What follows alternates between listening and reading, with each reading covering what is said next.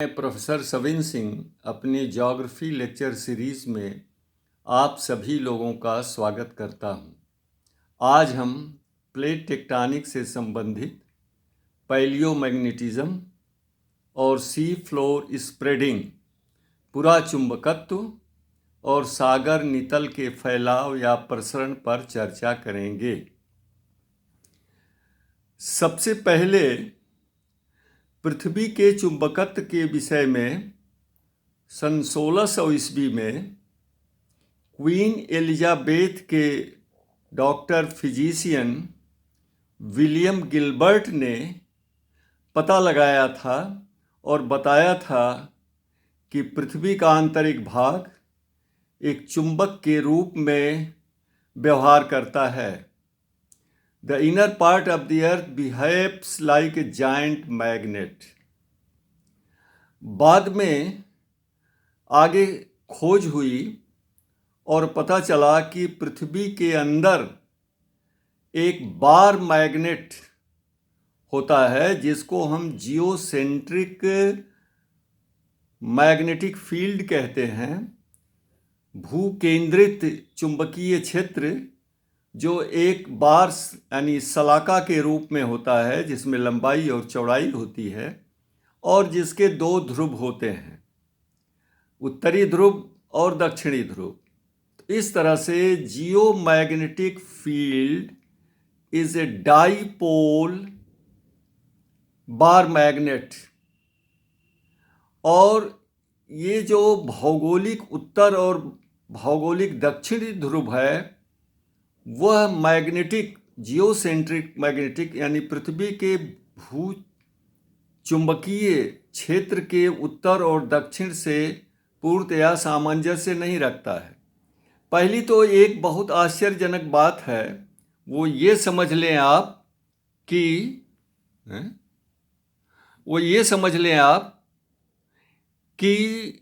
ये जो चुंबकीय हम मैग्नेटिक नार जिसे आप कहते हैं वो वास्तव में मैग्नेटिक साउथ है, साउथ पोल है, जो कि भौगोलिक उत्तरी ध्रुव के पास है। और जिसको हम मैग्नेटिक साउथ पोल कहते हैं वो एक्चुअली जो है मैग्नेटिक नॉर्थ पोल है, जो पृथ्वी के भौगोलिक दक्षिणी ध्रुव के पास है। ऐसा क्यों हुआ? क्योंकि ये चुंबकत्व के पता चलने के पहले पृथ्वी के भौगोलिक उत्तर और दक्षिण ध्रुव का निर्धारण किया जा चुका था।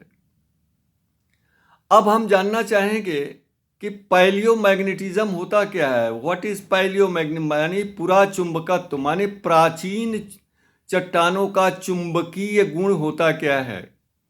जब किसी समय पृथ्वी के किसी शैल का निर्माण होता है, रॉक्स का, और उसमें अगर आयरन कंटेंट होता है तो उस चट्टान में चुंबकत्व का गुण आ जाता है।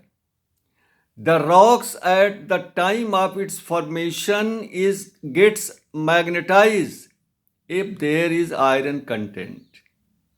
और उस समय चट्टान में जो चुंबक की प्रॉपर्टी गुण आया है उसकी दिशा वही होगी जो उस समय पृथ्वी के अंदर मैग्नेटिक फील्ड की दिशा होगी। मान लीजिए अमुक समय में उत्तर दक्षिण दिशा है बार मैग्नेट की, और उसी दिशा में ये चुंबक का गुण अगर पृथ्वी में आता है तो वो दिशा वही हो जाएगी। तो इस तरह से आप ये सवाल कर सकते हैं कि फिर दिशा क्या बदलती है क्या? यस, अब शोध के आधार पर पता चला है कि पृथ्वी के जियोमैग्नेटिक फील्ड में सेल्फ रिवर्सल होता है, स्वयं विपरीत स्थिति हो जाती है। यानी ये 4-5 हजार वर्षों बाद north south geomagnetic field south north geomagnetic field हो जाती है। इसलिए चट्टानों में अगर लोहे का तत्व है और तो उसमें चुंबक की प्रॉपर्टी आ जाती है, और उस समय पृथ्वी के अंदर चुंबकीय क्षेत्र के दिशा में ही वो चुंबकत्व होता है और ये चट्टानों में सुरक्षित हो जाता है दस्तावेज के रूप में। इसे ही हम पैलियोमैग्नेटिज्म कहते हैं, इसे ही हम पुरा या प्राचीन चुंबकत्व कहते हैं। So the properties of magnetism preserved in the rocks are called palaeomagnetism. अब हम आते हैं कि ये देखते हैं कि क्या जियोग्राफिकल नॉर्थ साउथ और मैग्नेटिक नॉर्थ साउथ के बीच में पूर्णतया सामंजस्य है या कुछ अंतर है। तो जियोग्राफिकल नॉर्थ साउथ और मैग्नेटिक नॉर्थ साउथ के बीच में कोणिक झुकाव होता है, एंगुलर इंक्लिनेशन। इसे हम कहते हैं मैग्नेटिक डिक्लिनेशन। और यह डिक्लिनेशन जो है वो प्रति वर्ष 0.18 डिग्री के हिसाब से कम होता जा रहा है। यानी जियोमैग्नेटिक फील्ड का नॉर्थ साउथ एक्सिस, पोल की एक्सिस पश्चिम की तरफ मूव कर रही है। और पृथ्वी के धरातल पर सतह पर जब हम कोई चुंबक की नीडल को फ्रीली सस्पेंड करते हैं, उस पर रखते हैं, तो पृथ्वी की सतह और चुंबकीय सुई के बीच में जो कोणिक झुकाव होता है उसे कहते हैं मैग्नेटिक इंक्लिनेशन या मैग्नेटिक डिप। और जहाँ पर ये मैग्नेटिक डिप का मान शून्य होता है, जीरो होता है, उसे हम कहते हैं मैग्नेटिक इक्वेटर, चुंबकीय विषुवत रेखा कहते हैं, मैग्नेटिक इक्वेटर। और वहाँ से ये डिप का मान जो है ध्रुवों की ओर बढ़ता जाता है और ध्रुवों पर ये अधिकतम हो जाता है। अब इसके बाद हम आते हैं कि ये पृथ्वी पर जो महासागरीय और महाद्वीपीय भाग हैं, तो महासागरीय नितल यानी सी फ्लोर में फैलाव कैसे होता है और इसका प्रमाण क्या है। तो विद्वानों ने खास करके 1960 ईस्वी में प्रिंसटन यूनिवर्सिटी के विद्वान हैरी हेस ने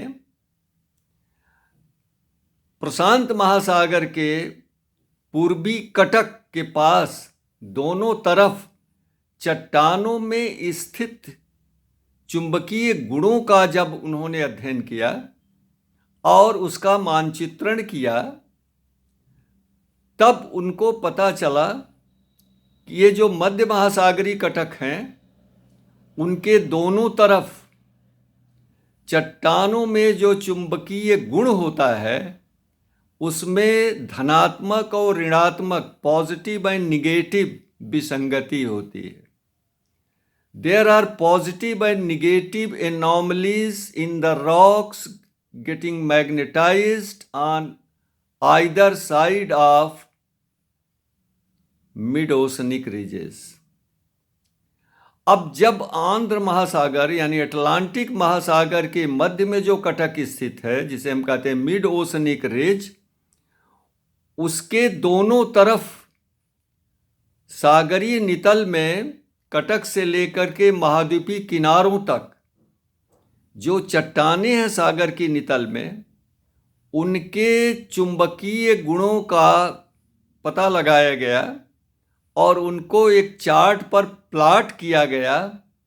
तो पता चला कि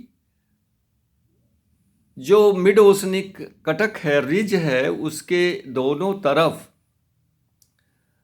पॉजिटिव एनामली है मैग्नेटिक, यानी वहाँ चट्टानों में जो चुंबकत्व है वो पृथ्वी के geocentric magnetic north south pole के अनुसार है। यानी जिस दिशा में उस समय पृथ्वी के अंदर बार सलाका का नॉर्थ साउथ पोल था, उसी के अनुरूप इन चट्टानों में चुंबक की प्रॉपर्टी पाई जाती है, गुण पाया जाता है। उसके बाद दोनों तरफ निगेटिव एनामली पाई जाती है, यानी जो पहले वाली पट्टी थी उसमें नॉर्थ साउथ था, तो जो दूसरी वाली पट्टी है उसमें क्या हो जाएगा, साउथ नॉर्थ।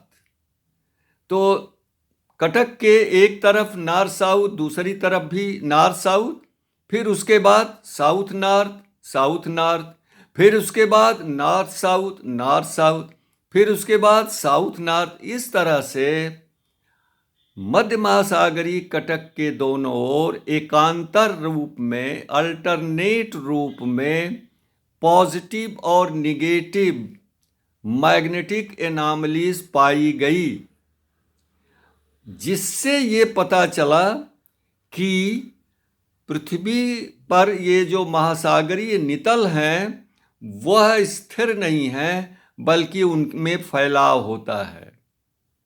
और मिड ओशनिक रिज के नीचे, यानी मिड ओशनिक रिज जो है, मैंटिल से उत्पन्न होने वाली थर्मल कन्वेक्शन करंट के ऊपर स्थित है।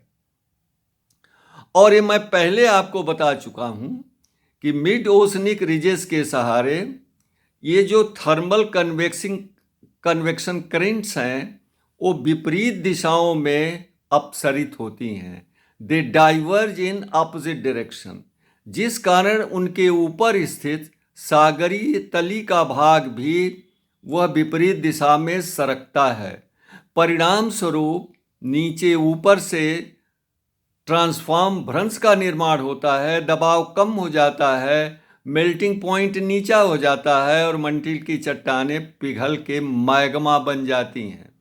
और वहाँ पर इस तरह से हॉट स्पॉट बनता है और इस हॉट स्पॉट से मैग्मा ऊपर सरकता है और सागरीय नितल के ऊपर आने पर ये बेसाल्ट के रूप में विपरीत दिशा में जाते हुए प्लेटों के पृष्ठ किनारों पर जमा हो जाते हैं और इस तरह से नई क्रस्ट का निर्माण होता है। और उसमें जो चुंबकत्व की प्रॉपर्टी गुण आता है उस समय मैग्नेटिक नॉर्थ साउथ पोल के अनुसार होता है। तो इस तरह से जब ये महासागरीय कटक से लेकर के महाद्वीपों के किनारे स्थित चट्टानों की पट्टियों की आयु का निर्धारण किया गया तो पता चला कि महासागरीय कटक के पास जो बेसाल्ट की पट्टी है वो नवीनतम है, नूतन है, न्यूली फॉर्म्ड है। और जैसे जैसे उससे हम दूर हटते जाते हैं उनकी आयु अधिक होती जाती है, यानी वो प्राचीन होती जाती हैं। और सबसे सुदूर किनारे पर सबसे प्राचीन बेसाल्ट की परत पाई जाती है। तो ये इससे पूर्णतया प्रमाणित हो जाता है कि समुद्र की तली में निरंतर फैलाव होता है। और ये प्लेट टेक्टोनिक्स की सबसे बड़ी उपलब्धि है कि सागर नितल स्थिर न होकर के गतिशील है, उसमें विस्तार होता जाता है और कहीं संकुचन होता है तो कहीं विस्तार होता है।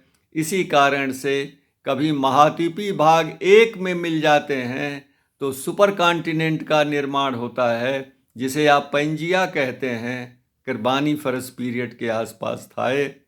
और कभी फिर इसी प्लेट मूवमेंट के कारण ये महाद्वीप अलग हो जाते हैं और फिर दूसरा रूप बन जाता है। तो ये जो पेंजिया सुपर कॉन्टिनेंट है वो अकेला नहीं है कार्बोनिफरस का, इसके पहले भी कई बार महाद्वीपीय भाग आपस में मिले हैं, सुपर कॉन्टिनेंट बना है और कई बार ये बिखरे भी हैं। तो आज बस इतना ही। नमस्कार।